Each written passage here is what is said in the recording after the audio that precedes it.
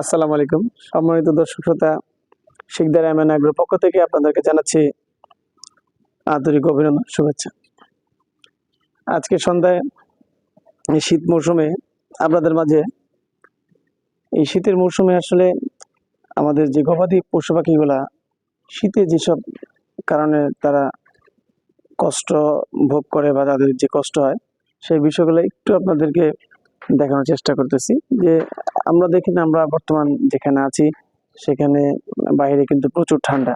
বাইরে ঠান্ডা থাকা সত্ত্বেও কিন্তু আমরা আমাদের যেখানে আমরা উপস্থিত আছি এই ওয়েদারটা কিন্তু মার্শাল্লাহ, শীত মৌসুমে একটু শীত লাগবেই, শীত থাকবে, ঠান্ডা আবহাওয়া থাকবে, এটা স্বাভাবিক।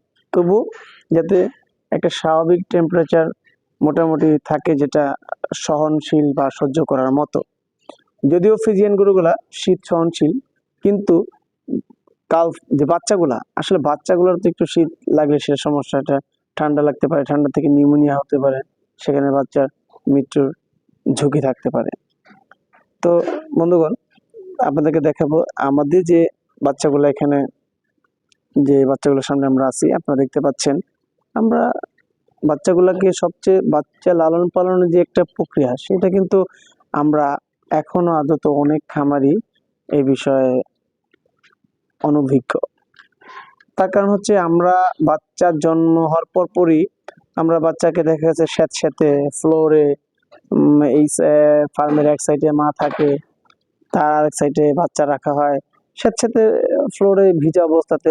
যেখানে স্যাঁতস্যাঁতে ভিজা অবস্থায় একটা ছোট বাচ্চা তার জীবনের সবচেয়ে ঝুঁকিপূর্ণ বাসস্থান।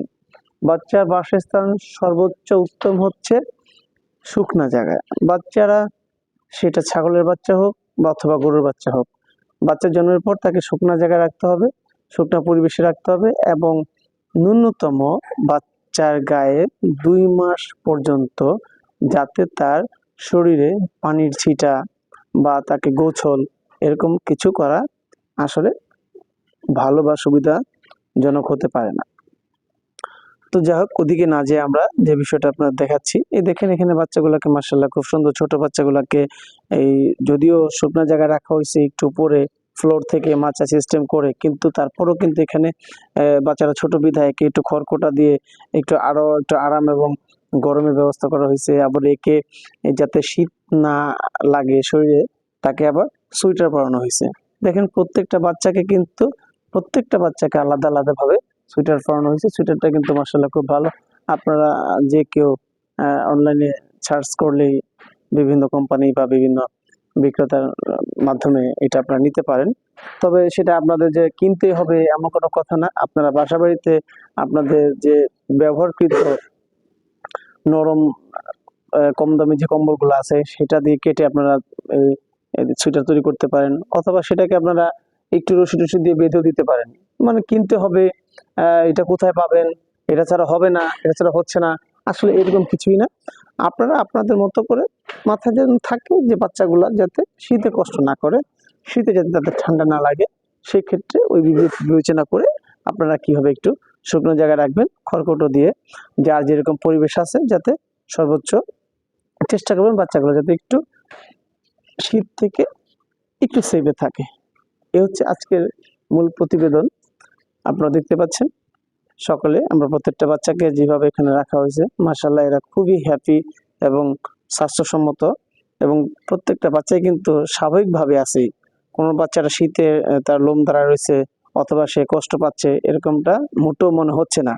তাদের সামনে কিন্তু দানাদার খাবার দেওয়া আছে, তাদের যখন ক্ষুধা লাগে তারা এই দানাদার খাদ্য, যদিও তারা ফুলফিল অভ্যস্ত না, তাদের প্র্যাকটিস বা তাদের দানাদার খাদ্য খাওয়া শেখানো যে একটা অভ্যাসে পরিণত করা, তার জন্য এই খাবারটা দিয়ে রাখা, সবসময় দিয়ে রাখা হয়। সকালে দেওয়া হয়, সেটা আবার বিকেলে চেঞ্জ করে, বিকেলে দেয় আবার সকালে চেঞ্জ করে, প্রতিনিয়ত প্রক্রিয়ার মাধ্যমে এই দানাদার খাদ্যগুলা তারা প্রতিনিয়ত দেয়, তাকে জাস্ট অভ্যাসে পরিণত করার জন্য। যদিও অভ্যাসে পরিণত করার জন্য, তবু এখানে কিছু বিশেষ রীতিমালা আছে যে দানাদার খাদ্য তারা কিভাবে দিচ্ছে। এখানে তারা কাটা খড় দিচ্ছে, গমের ভুসি, বুটের ছোলা, তারপর আপনার কিছু ভুট্টা, কিছু সয়াবিন, এটা বয়স অনুপাতে এভাবে তারা ক্রমানুসারে মিক্সচার করে তারা খাবারটা দিচ্ছে।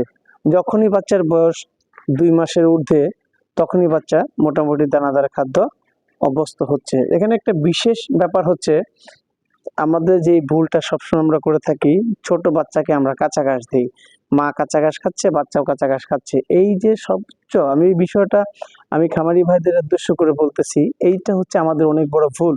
বাচ্চার রুমিনটাকে নষ্ট করার জন্য, বাচ্চার ফিউচারটাকে নষ্ট করার জন্য, বাচ্চার যে একটা তার যে একটা গ্রোথ থাকে এটাকে নষ্ট করার জন্য আমাদের এই ছোটবেলা কাঁচা ঘাস দেওয়াটাই সর্বোচ্চ, মানে এর চেয়ে বড় ভুল হতে পারে না। আমরা সর্বোচ্চ ভুলটা এখানেই করি, এই ছোট বাচ্চাকে কাঁচা ঘাস দিই। এটা বাচ্চার রুমেনের জন্য অনেক বড় ক্ষতিকর। একটা বাচ্চা কাঁচা সবুজ ঘাস হজম করার জন্য তার ন্যূনতম ৩ মাস প্লাস বয়স প্রয়োজন পড়ে তার এটা হজম শক্তি করার জন্য কাঁচা ঘাসটা। সেক্ষেত্রে আমরা অবশ্যই ২ মাস ২ মাসের আগে কখনোই বাচ্চাকে কাঁচা ঘাস দিব না। ২ মাসের পরে আমরা কাটা খড় এবং কাঁচা ঘাস মিক্সচার করে আমরা তাকে অভ্যস্ত করব। ৩ মাস প্লাস বা ৩ মাস হইলে তখন একটা অভ্যাসে পরিণত হয়ে যাবে। তখন সে সম্পূর্ণভাবে কাঁচা খড়, কাঁচা ঘাস, দানাদার খাদ্য খাবে। তার ছোটবেলা থেকে তার জন্মের পর যে গ্রোথটা নিয়ে সে জন্মাবে, এই গ্রোথটা তার সারা জীবনই থাকবে। সে ছেলে হইলে ভালো একটা সারে রূপান্তরিত হবে, ভালো ওয়েট গেইন করবে। আর যদি সে মেয়ে হয় তাহলে অবশ্যই সে ভালো মা হবে এবং অধিক দুধ উৎপাদন করবে। আজকের জন্য এখানে সমাপ্ত। সকলে ভালো থাকবেন, সুস্থ থাকবেন। শিকদার এমএন এগ্রোর পক্ষ থেকে আপনাদেরকে আবারও জানাচ্ছি আন্তরিক অভিনন্দন ও শুভেচ্ছা। খোদা হাফেজ। আসসালামু আলাইকুম।